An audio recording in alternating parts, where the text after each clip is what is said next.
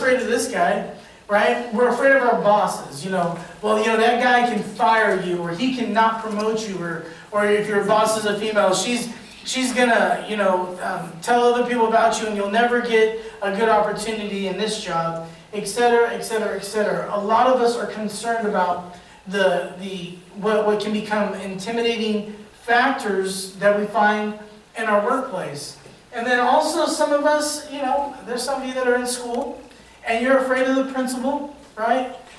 You may be afraid of the professor.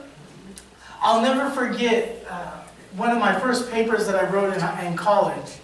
It came back so red. I don't even know that they're allowed to do red. Just give me a week. Are they allowed to still give you a marked red stuff on your paper anymore? Because I know we have to be careful about people's feelings now, and so. But my paper looked like it got chopped up by a machete or something. It was just bloody all over the place, and it was so bad that I actually went back to my high school English teacher. I won't tell you her name, and I had a conversation with her. I said, "What did you not teach me?" Because I was like, I had you 2 years of my 4 years, and you give me good grades, and I go to Cal State, and they're just ripping my papers up. What did you not teach me? She said, well, I was grading you based on your thoughts. And all, thanks. Anyway, but the point is, we're worried about that, right? I mean, you're worried about getting in trouble. You're worried about having somebody that says, you're not good enough, or I'm going to give you a bad grade, I'm going to kick you out of school, or you're not going to make it, you're not going to get a good job, you're not this, or you're not that, you're going to disappoint the family, you're this, everybody doesn't like you, blah, blah, blah, blah, right? We're constantly bombarded with lots and lots of pressure from lots and lots of areas. The more faith we develop, the more resistant we become to those things. The more faith we develop, the more resistant we become to those things. For the past 2 weeks, we focused on Daniel. This morning, we'll talk more about his friends Shadrach, Meshach, and Abednego. So if you'll open your Bibles to Daniel chapter 3 and verse 1. Daniel chapter 3 and verse 1. We're going to highlight certain parts of this chapter to see what happens in their lives, which is, again, it's an example of bullying. And while you're turning your Bibles, I will say this, especially for you parents, I'm doing this dad stuff and man stuff. We can try to develop all the anti-bullying laws you want, and California's trying to do a really good job of that. Can't bully, can't bully, can't bully. You will always have bullies. You will always have bullies. Just like Jesus said, you'll always have the poor, you will always have the poor, and we will always have bullies. Right? The key is to be ready for it. The key is to be strong enough to handle it. And part of that is how much faith you have when people try to bully you spiritually. So here's what verse 1 tells us.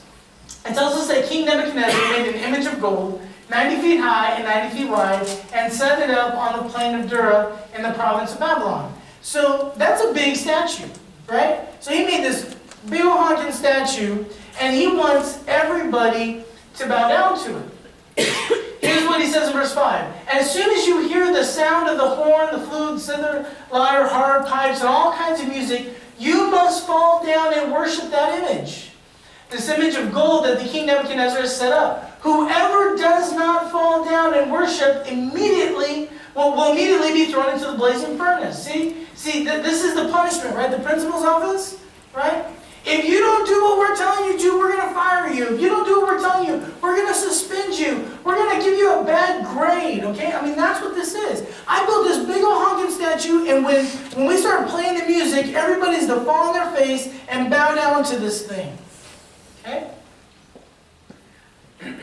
Therefore, as soon as they heard the sound, the flute, lyres, the harp, and all kinds of music, all the peoples, nations, and men of every language fell down and worshipped the image of gold that King Nebuchadnezzar had set up. If you're King Nebuchadnezzar, this is good. I build a statue. I tell you got to bow down. We play the flutophone. I don't know if you guys remember the flutophone. Anybody learned the flutophone in 3rd grade like I did? Right? Okay. Right? And they play the flutophone, and everybody falls down, and this is great. Right? Nebuchadnezzar got what he wanted. I told everybody what to do. And they did it because they didn't want to end up in a fiery furnace. But there are some Jews, whom you have set over the affairs of the province of Babylon. Here we go, here's their names. Now they're being tattled on, okay? They're being tattled on. We'll see why they're being tattled on. Shadrach, Meshach, and Abednego, who paid no attention to you, O king. They neither served your gods nor worshiped the image of gold that you have set up. You know there's going to be a tattletale at school, right? So there's the one person who decided not to go with the rules and not to do what the teacher said, and then you got the teacher's pet running up to the king. There's Shadrach, Meshach, and Abednego, and they're not bowing down, right? They're not bowing down. They don't pay any attention to you. They don't listen to you, and it's time for you to throw them in a fiery furnace. This is the situation that they find themselves in. Now, here's what I want you to notice, and we're going to slow this down a little bit, okay? So everyone is bowing down. Everyone is bowing down except Shadrach, Meshach, and Abednego. They get brought in front of the principal, and he's not happy. Shadrach, Meshach, and Abednego replied to King Nebuchadnezzar, who had told them, don't you understand? You got to bow down. Here's what their response is. Oh, Nebuchadnezzar, we do not need to defend ourselves before you in this matter. If we are thrown into the blazing furnace, the God we serve is able to save us from it, and he will rescue us from your hand, O king. But even if he does not, we want you to know, O king, that we will not serve your gods or worship the image of gold that you have set up.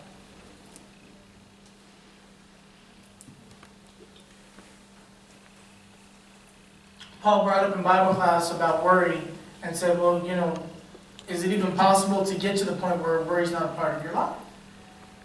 Amen, I hope so, because that's what I hope to do. I hope to get to this. You're standing face to face with a furious king, a man that you know will kill you in a heartbeat, right? It's not going to bother his conscience to kill you. He's not bluffing. He's not playing a game. You know he means what he says when he's talking about, I will throw these people in a fiery furnace. And look what they say standing face to face with him. First of all, number one, oh Nebuchadnezzar, we do not need to defend ourselves before you in this matter. In other words, we don't need your permission, king. We don't need your permission to live the life that God has wanted us to live. If you could just get that. We are trying to be so compliant. Now, please don't get me wrong. 1 Peter tells us we need to honor the king. Romans 12 tells us, Romans 13 tells us that we need to be respectful to the authorities. I'm not saying that. But when God's law and man's law are in conflict, you do not need man's permission to follow God's law. And that's what they're saying. We don't need to explain ourselves to you. We don't need to defend ourselves to you.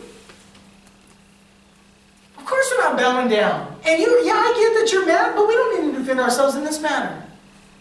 We don't need to try to convince you of the righteousness of our action because we're not trying to please you. We're trying to please our gods. Now watch this. It continues. If we are thrown into the blazing fiery furnace, the God we serve is able to save us. This is 2.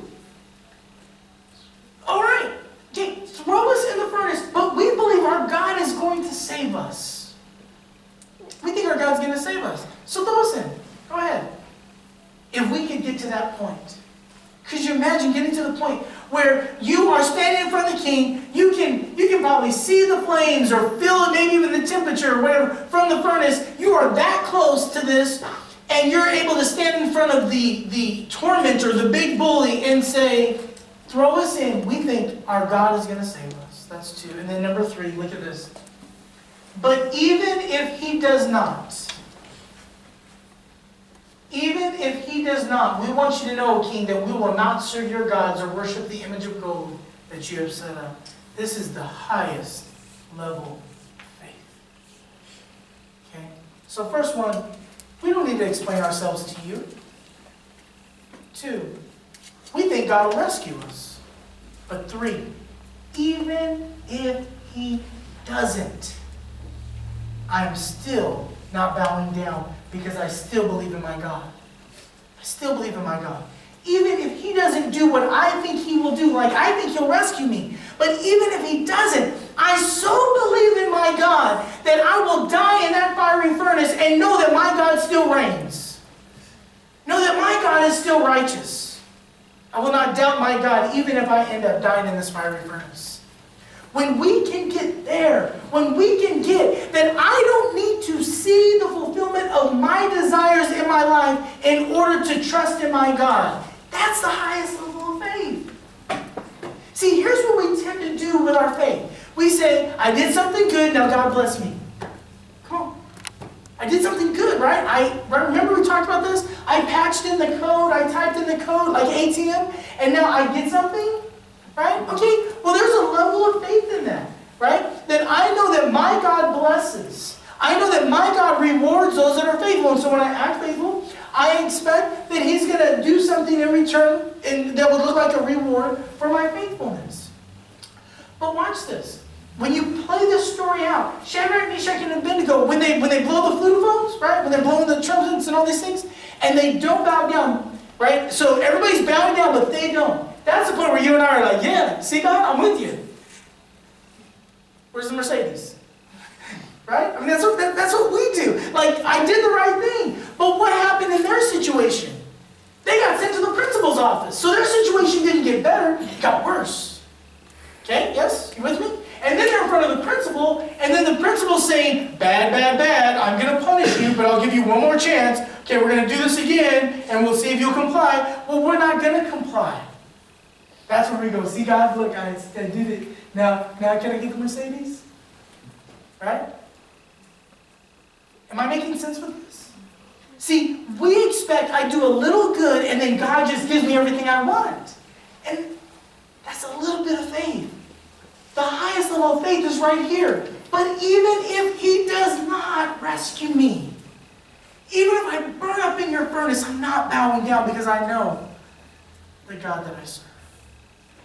I know the God that I serve. I don't need to see in a physical way those things that I hope for to still know that my God exists, that he reigns, and that he is forever and always righteous.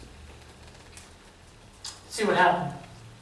So these men, wearing their robes, trousers, turbans, and other clothes, in other words, they didn't have a chance to put their fiery furnace wardrobe on, were bound and thrown into the blazing furnace. The king's command was so urgent and the furnace was so hot that the flames of the fire killed the soldiers who took up Shadrach, Meshach, and Abednego.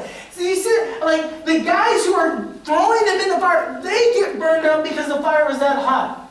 These three men, firmly tied, fell into the blazing furnace, and they're dead. Or not. So Shadrach, Meshach, and Abednego came out of the fire. Well, wait a minute, you're saying, Brandon, what came out of the fire? Well, what happened while they were in the fire? Well, what happened while they're in the fire is they're walking around, and Nebuchadnezzar looks in and he's like, hey, didn't we put 3 guys in there? I think I see 4, and one looks to be like one of the sons of the gods. Yeah, God, hey, I counted, we only put 3 guys in there. Come out, Shadrach, Meshach, and Abednego. So they come out. The satraps and prefects and governors and royal advisors crowded around them. They saw that the fire had not harmed their bodies, nor was a hair of their heads singed. Now I know some of you girls that are old enough to, I don't know if girls still use the curling iron things anymore, but some of you know what it means to singe some hair, okay? And how easy that may be, I'm just saying, right? Okay? And so they were in the fiery furnace so hot that it burned the soldiers who were throwing them in. But they come out and not even a hair on their head was singed. Their robes were not scorched and there was no smell of fire on them. See, my God doesn't play. It wasn't like they came out with first degree burns. Right? They came out and they didn't even smell like a cigarette. That's how God delivered them. Which is exactly what they thought was going to go down. But I need you to get this. They believed that God was going to rescue them from the fire. Right? That's what they spoke. But they didn't. Okay, so watch. As you're walking towards the fire, okay, God, now you ready? Now you ready? Yeah, they had to go in. right? That had to be tested. Can you imagine if God is just waiting to deliver you like this, but you won't go into the fire? You back out, you give up, you say, oh God, just kidding, right? Obviously you didn't really want me to go in the fire. So, hey Nebuchadnezzar, can we rethink this? Can we talk about this again? Because I thought God was going to rescue me, but really I don't think he is. And so let's just stop this. That's often what we do. We often stop before we put it to the test. When faith begins to fix fear is when you're willing to actually jump in the fire. Let's see the final results of this. Then Nebuchadnezzar said, praise be to the God of Shadrach, Meshach, and Abednego, who has sent his angel and rescued his servants. They trusted in him and defied the king's command and were willing to give up their lives rather than serve or worship any god except their own God. Isn't that amazing? Nebuchadnezzar becomes a believer. And look how much so. Therefore, I decree that the people of any nation or language who say anything against the God of Shadrach, I didn't even get it out. Do you see this? He now makes it a law. I decree that anybody who speaks against those guys, if you speak against their God, you're in big trouble. Here's what that's going to look like. You're going to be cut into pieces and their houses be turned into piles of rubble. For no other God can save in this way.